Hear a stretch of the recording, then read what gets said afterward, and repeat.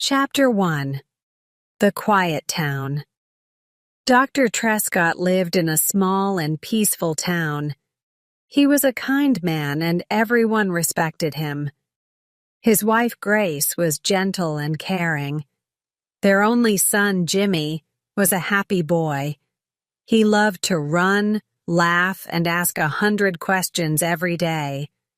The Trescott family was loved by many people because they always helped others. Dr. Trescott had a helper named Henry Johnson. Henry was honest, calm, and very loyal to the doctor. He worked hard and never complained. He liked to play with Jimmy when his work was done. Sometimes he lifted Jimmy in his arms and said, "One day you will grow taller than me."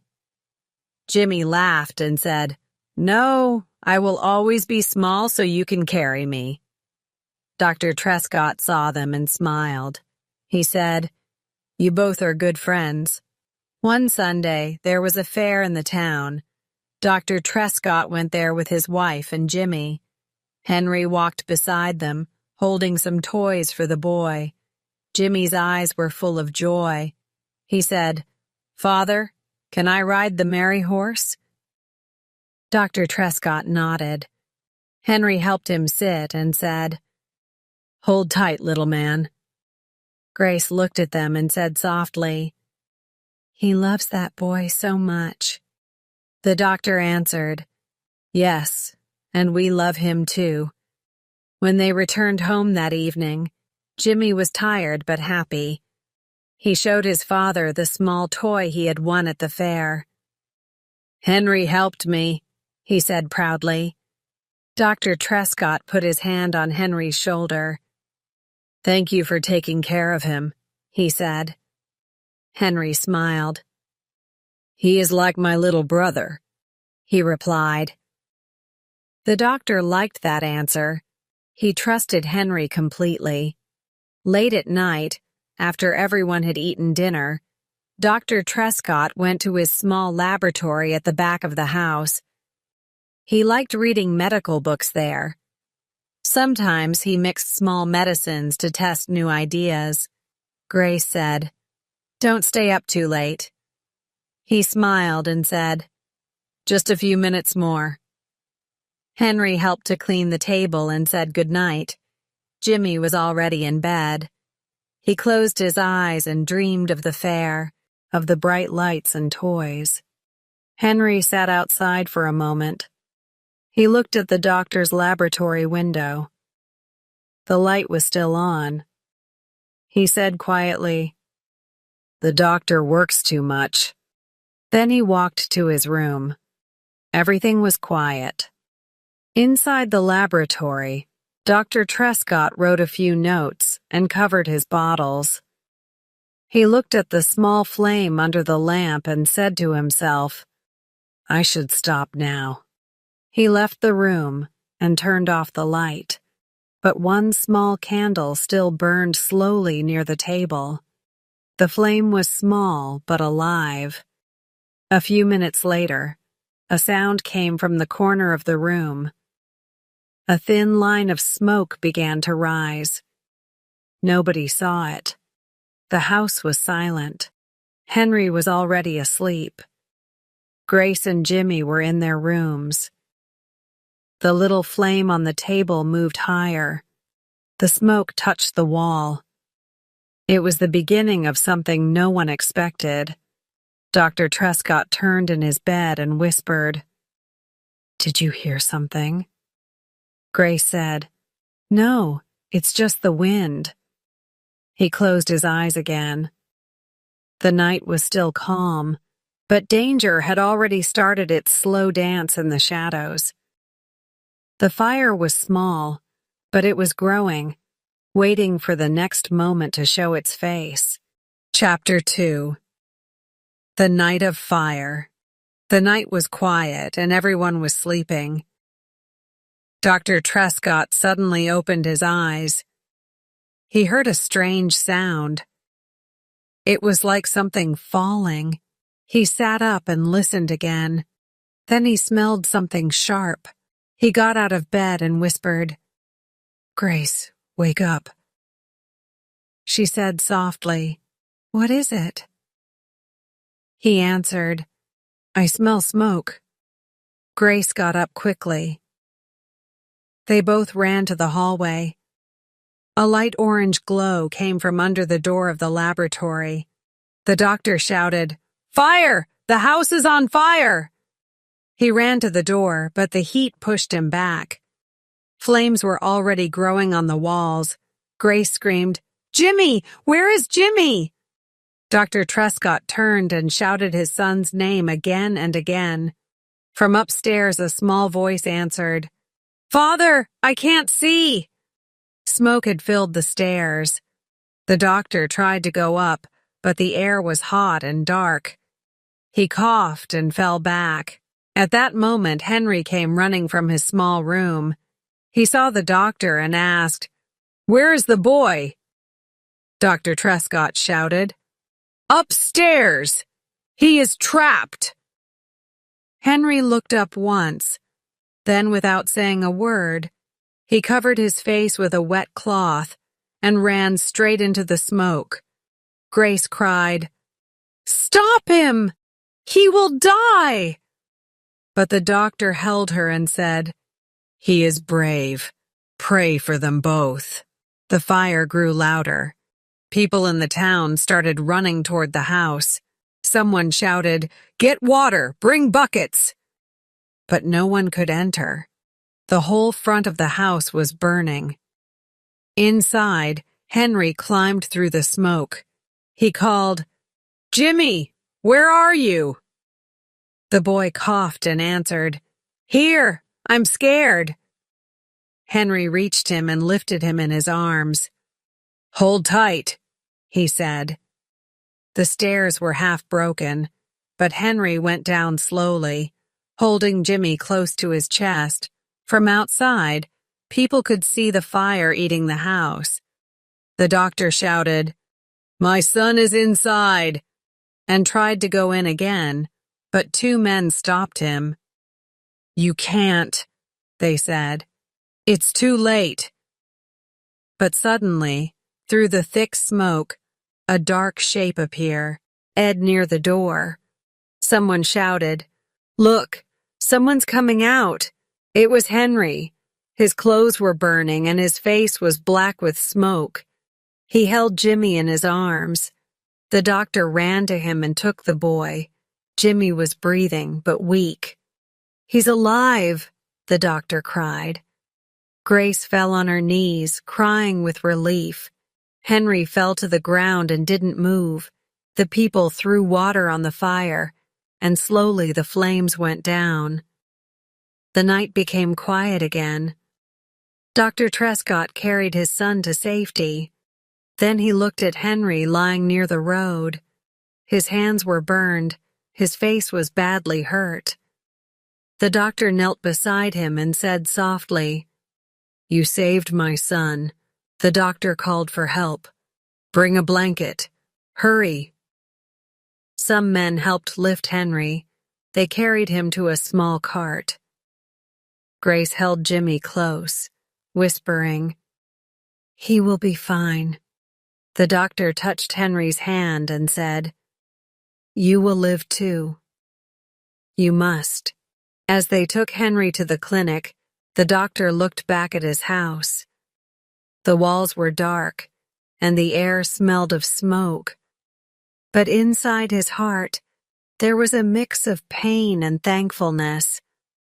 His son was alive because one man had been brave enough to walk through fire. Chapter 3. The Silent Hero. The sun rose slowly after the terrible night. Dr. Trescott had not slept. He sat near the bed where Jimmy was lying. The boy's face was pale, but he was safe. When he opened his eyes, he whispered, "Father, is Henry all right?" The doctor said gently, "He is very hurt, but he is alive." Jimmy closed his eyes again and said softly, "He saved me." Those words stayed in the doctor's heart like fire. In the next room, Henry lay on a bed, covered in white sheets. His hands were burned, and his face had deep wounds. The doctor cleaned his skin and gave him medicine every few hours. Grace helped quietly. She said, "It's hard to look at him, but we must stay strong." The doctor nodded. "He risked everything for our child. We owe him everything." For many days, Henry did not speak. He only moved his head a little when the doctor called his name. Sometimes he tried to open his eyes, but the bandages were thick. Once, when he heard Jimmy's voice from the next room, a small smile appeared on his lips. The doctor saw it and said softly, "He still remembers. People from the town came to ask questions. One man said, 'Doctor, will he live?' The doctor answered, 'Yes, he will.' Another said, 'It's a miracle.' But when they saw Henry's burned face, they turned away in silence. No one stayed long. The doctor understood their fear, but it hurt him deeply. At night, Grace sat beside Henry's bed. She whispered, "You are safe now." Henry tried to say something, but no words came. Tears ran down his face, though his eyes were closed. She touched his hand gently and said, "You saved my son. You are brave." He moved his fingers slowly, like he wanted to thank her. One evening, after a long day, Jimmy asked, "Can I see him?" The doctor thought for a moment, then said yes. He took the boy to the room. Jimmy looked at the bed and felt afraid at first, but then he walked closer. He said, "Henry, it's me." Henry heard his small voice and lifted his hand a little. Jimmy took it and said, "You are my hero." The doctor's eyes filled with tears. Grace turned away and wiped her face. Days passed. Henry began to heal, but his face was still covered with scars. When he saw himself in a small mirror for the first time, he turned it away quickly. The doctor said, "Don't worry, you are alive, and that is what matters." Henry whispered very slowly, "People will be afraid." The doctor said firmly, "Then let them be. I am not afraid." Henry looked down and said, "Thank you, sir."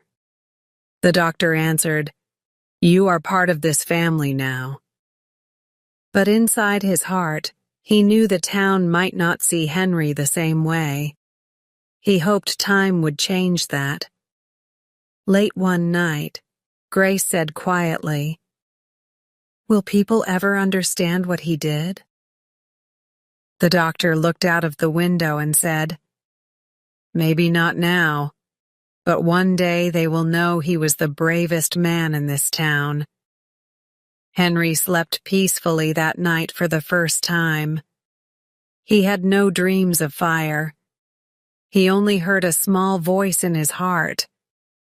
The voice of Jimmy saying, "You are my hero." Chapter 4. The town turns cruel. A few weeks passed. Dr. Trescott's house was quiet again, but everything felt different. Henry could now walk slowly and speak a few words. His face was healed, but it looked very different from before. His skin had marks and burns that would never go away. When he first went outside to breathe the fresh air, people stopped and stared. They did not smile. They only looked at him and whispered to each other. Henry noticed it. He said softly to the doctor, "They are afraid of me." The doctor replied, "You did nothing wrong. You are brave, and they will learn that." The next day, Grace went to buy bread from the market. The woman at the shop asked quietly, "Is it true that your helper is still with you?" Grace looked at her and said, "Yes, and we are proud of him." The woman said nothing more but looked uncomfortable. When Grace walked away, she heard the woman whisper to another, "I could never live with someone like that." Grace felt a pain in her heart, but she stayed calm. People began to talk everywhere. Some said Henry's face was too frightening for children. Some said he should leave the town. A few even said the fire was his mistake. Dr. Trescott tried to stop the rumors. He told them, "Henry risked his life to save my son. Without him, Jimmy would be gone forever." But no one wanted to listen. They smiled politely and then walked away. Henry spent most of his time in the small room behind the doctor's house. He cleaned tools, arranged medicines, and helped Jimmy with small things. Jimmy still loved him. One afternoon he said, "People are bad. They call you names." Henry smiled faintly and said, "Don't be angry, little one. They don't know what they're saying." Jimmy shook his head and said, "If I were big, I would tell them to stop."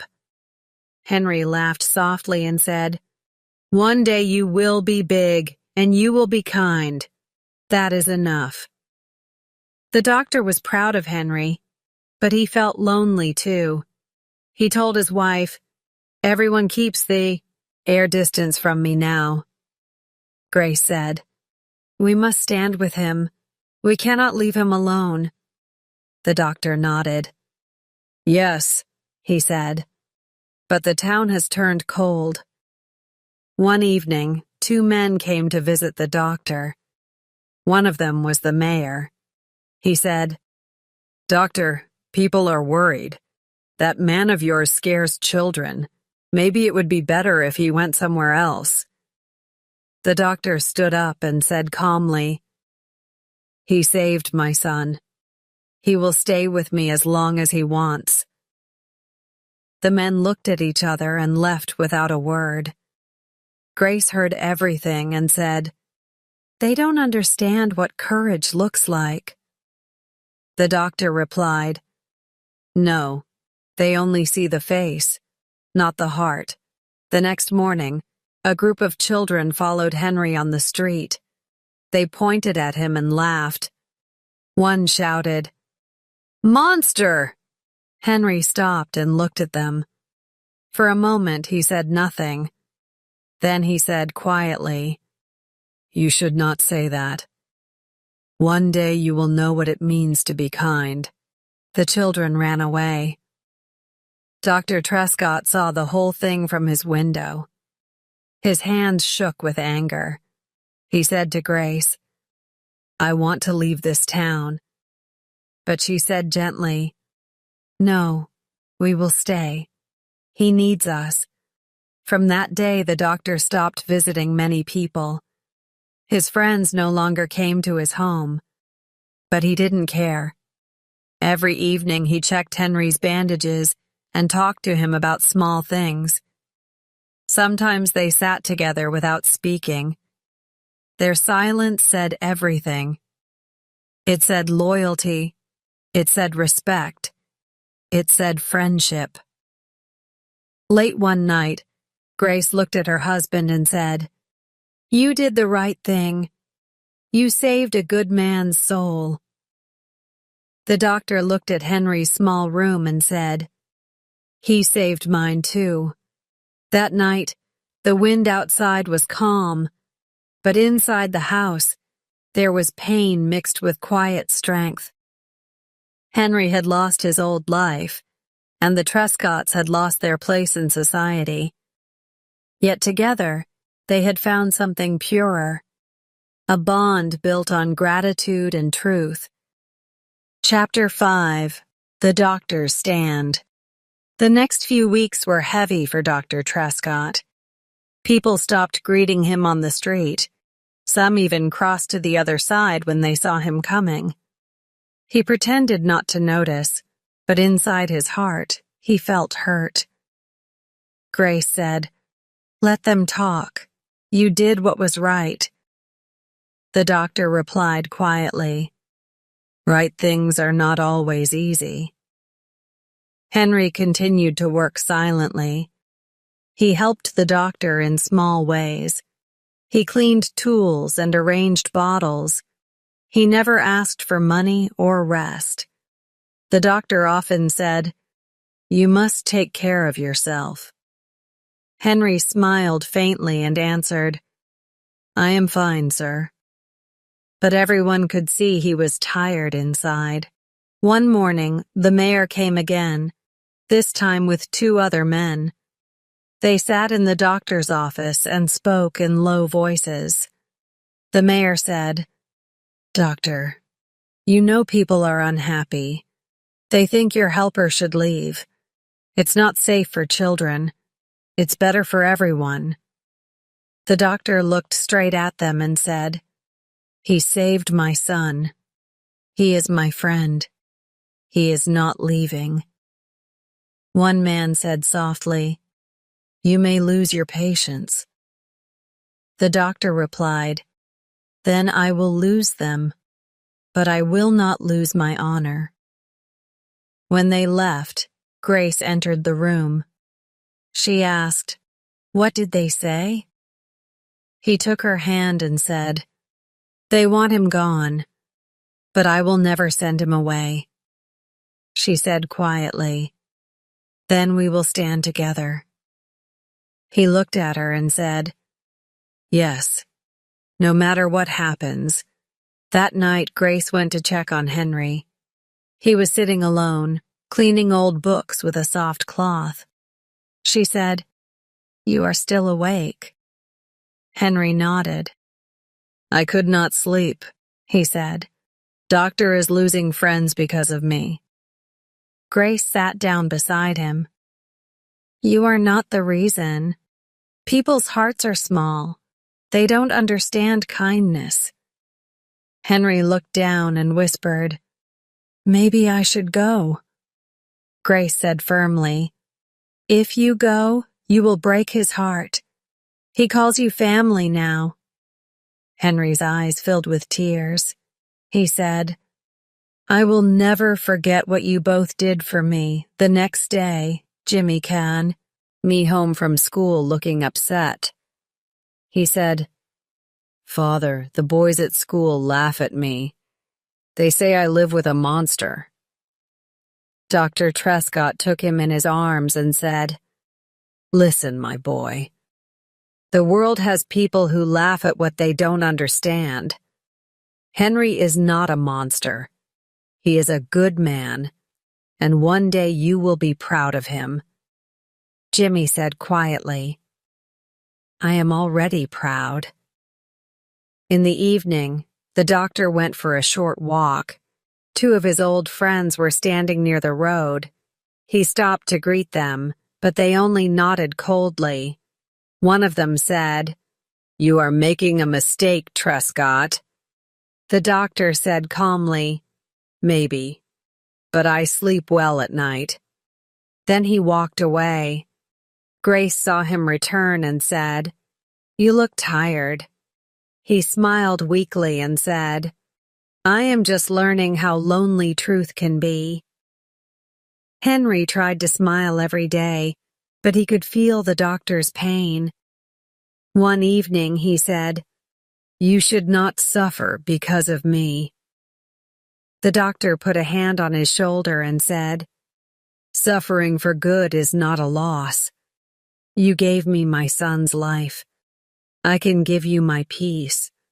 Henry looked away and said softly, "No one ever said such words to me before." Days went by. The doctor lost more patients, but he didn't care. He spent more time with Henry, helping him write, read, and walk better. Grace often brought tea and said, "We may have lost friends, but we found truth." The doctor smiled. Yes, truth and loyalty.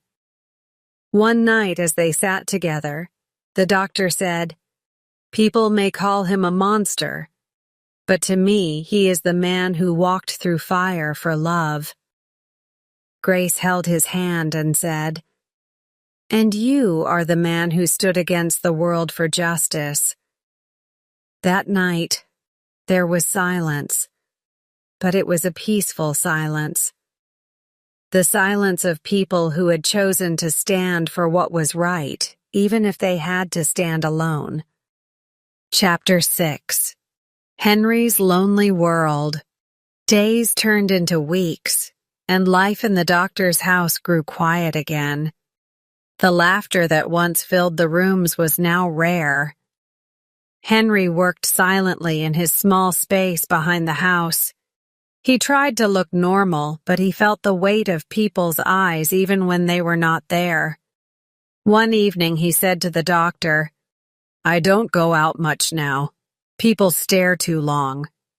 The doctor answered softly, "You don't have to hide, Henry. You did nothing wrong." Henry smiled faintly and said, "Still, it's easier when no one looks." Sometimes Grace brought tea for him and sat for a few minutes. She said kindly, "You should talk to us more. We miss your laughter." Henry said quietly, "I still laugh inside, ma'am, just not out loud." She looked at him with gentle eyes. "You have a strong heart," she said. Henry replied, "You and the doctor gave me that strength." One rainy afternoon, the doctor had to leave to visit a patient in another part of town. Grace and Jimmy stayed home.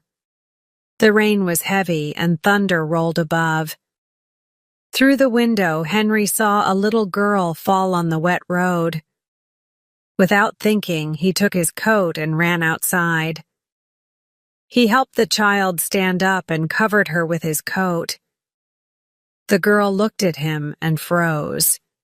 She saw his face and screamed. Her mother came running, grabbed her, and shouted, "Don't touch her! Don't come near!" Henry stepped back, confused. He said, "I was only helping." But they ran away in fear. Later that evening, people in town started talking again. Someone said, "That man scared a little girl today." Another said, "He should not be walking on our streets." By night, the story had changed completely. People said Henry had tried to harm the child. When the doctor returned, he found two men waiting outside his gate. One said coldly, "Doctor, control your man. He is frightening everyone again." The doctor replied, "He is no threat. He only helped a child." But they didn't listen. They shook their heads and left. Grace was upset. She said, "Why do they lie like this?" The doctor sighed and said, "Because it is easy to hate what they fear." Jimmy came close and said, "I know Henry would never hurt anyone." The doctor smiled sadly. "You know that because you see with your heart," he said. That night, Henry sat alone. He looked at the coat that was still wet from the rain. He whispered to himself, "Even when I try to do good, they see evil." The doctor came in quietly. "I heard what happened," he said. "Don't let their words change you." Henry looked up and said, "Sometimes I wish I could be invisible." The doctor replied, "You don't need to disappear, Henry. You just need to keep believing you are right. For a few moments, they sat in silence. The rain had stopped. The doctor put a hand on Henry's shoulder and said, "I will always stand by you. You are part of our home." Henry nodded but didn't speak. He was grateful but tired inside.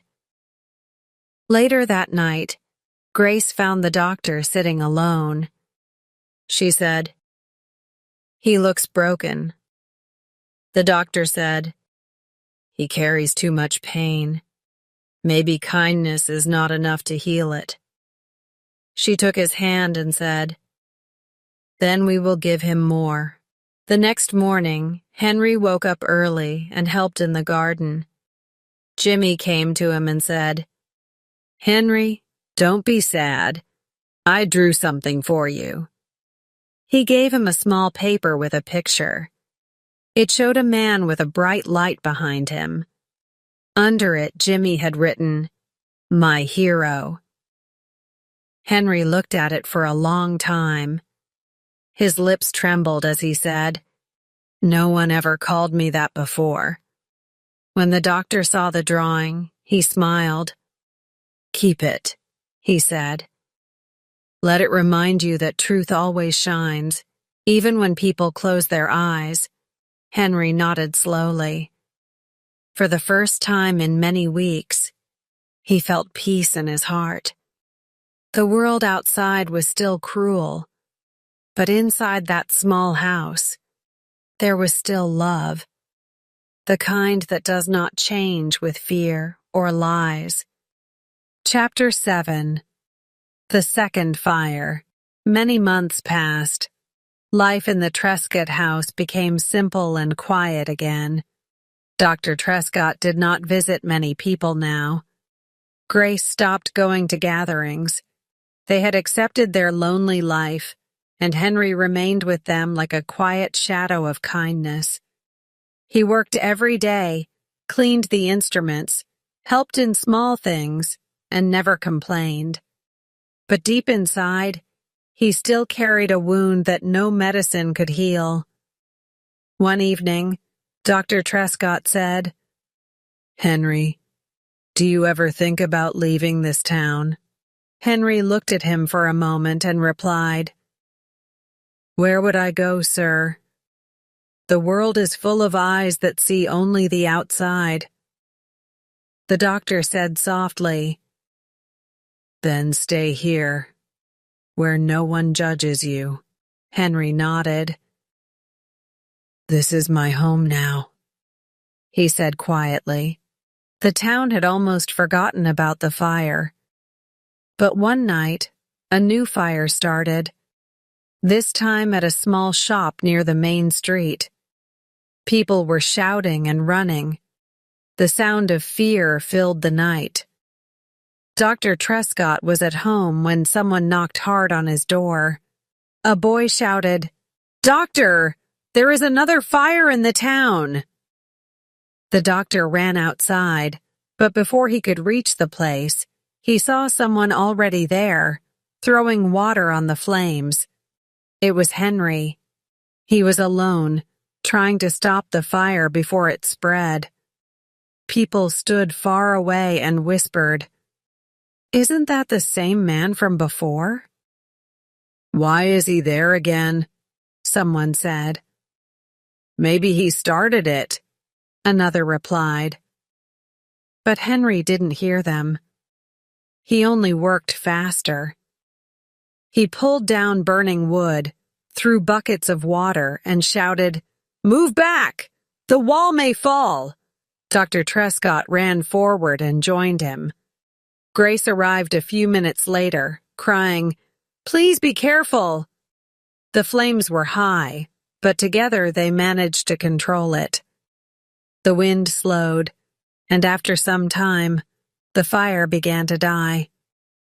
Henry's arms were covered in ash, and his clothes were torn, but his eyes were calm. He looked at the doctor and said softly, "It's over. A few men from the town side aim closer." They didn't know what to say. One of them muttered, "He saved the place." Another said, "Maybe he was just lucky." Henry turned and walked away slowly. He didn't wait for thanks. He knew it would never come.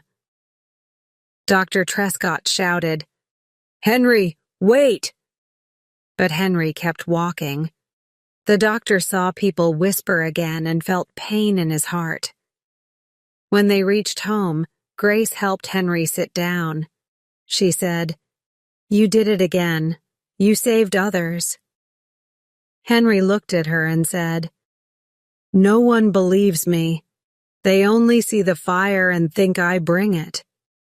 The doctor said firmly, "You don't need their belief. You have ours." Henry smiled weakly and said, "That's enough for me." The next morning, the town was full of talk. Some said Henry had started the new fire. Others said he had stopped it. No one knew the truth, but no one tried to find it. One man at the market said, "That man should leave for everyone's safety."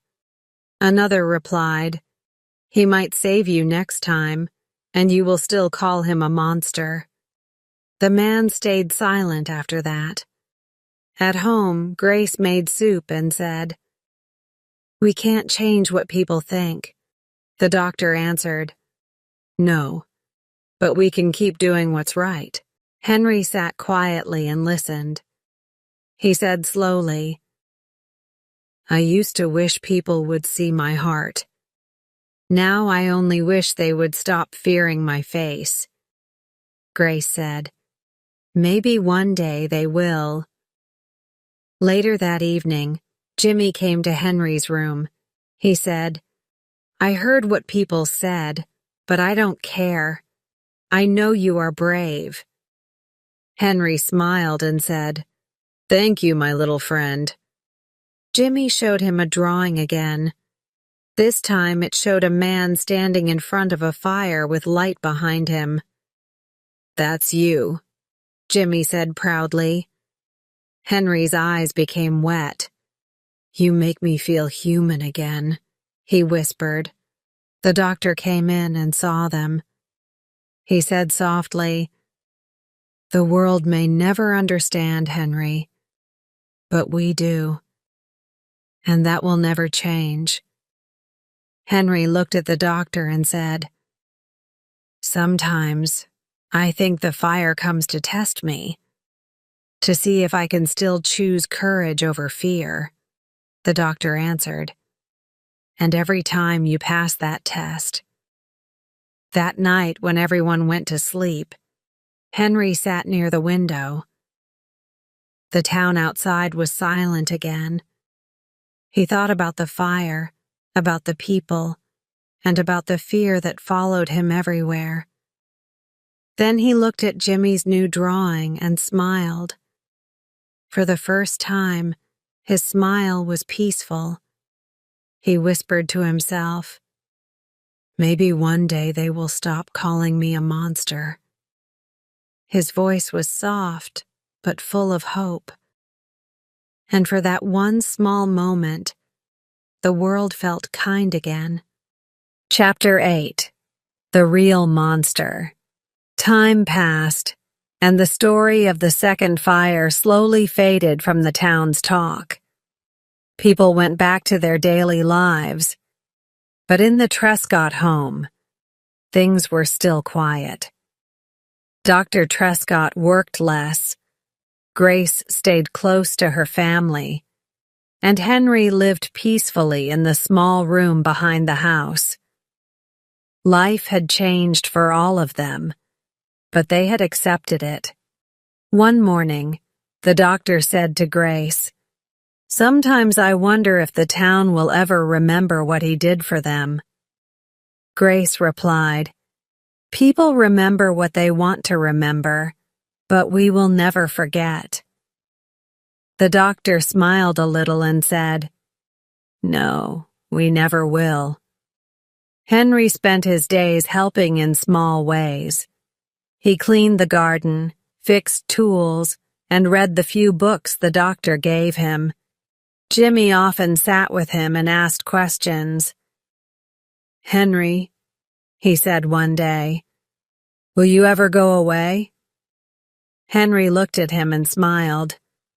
"No, not until you grow taller than me." Jimmy laughed, just like he used to before everything changed. The sound made Henry's eyes fill with tears, but he quickly wiped them away. One afternoon, the doctor was sitting with Henry when a visitor came to the house. It was one of the men who had once asked the doctor to send Henry away.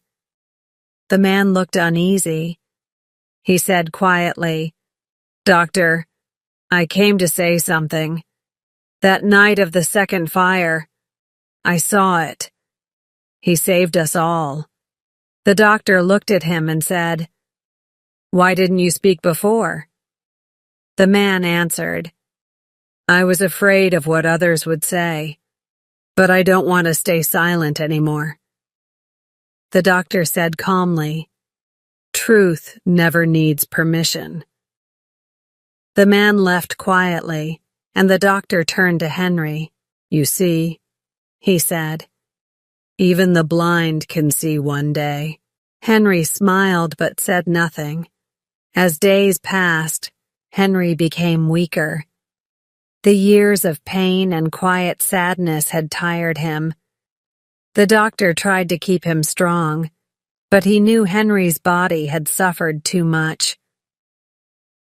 One evening, Grace found Henry sitting with Jimmy, holding a small paper in his hands. It was the old drawing, the one that said, "My hero." He looked at Grace and said, "This is my medicine. Every time I feel pain, I look at this." Grace held his hand and said softly, "You were always our hero." A few weeks later, Henry fell ill. The doctor stayed by his side day and night. One morning, when the sun was rising, Henry whispered, "Doctor." The doctor came close and said, "I'm here." Henry smiled weakly. "Tell the boy," he said, "never to be afraid of faces, only of hearts without kindness." Then he closed his eyes. Grace and the doctor stood beside him in silence. Jimmy placed the drawing on Henry's chest and said, "Goodbye, my friend." Tears filled everyone's eyes. But in that small moment, they all felt peace, because they knew the world had lost a good man, not a monster. A few days later, Dr. Trescott put a small wooden board outside Henry's room. On it he wrote, "He walked through fire, but his heart stayed pure." People from the town passed by, some in silence, some with guilt. No one spoke a word, but everyone knew the truth. That night, Grace said to her husband, "Do you think people will ever understand?" The doctor looked at the stars and said, "Maybe not all, but the ones who have hearts will." The story of Henry Johnson never left Whilomville again. People stopped whispering his name with fear. And those who had once called him a monster now spoke of him with respect. The little boy who once drew a picture grew up and told everyone he met, "The real monster was never the man who walked through fire. The real monsters were the hearts that could not see his goodness,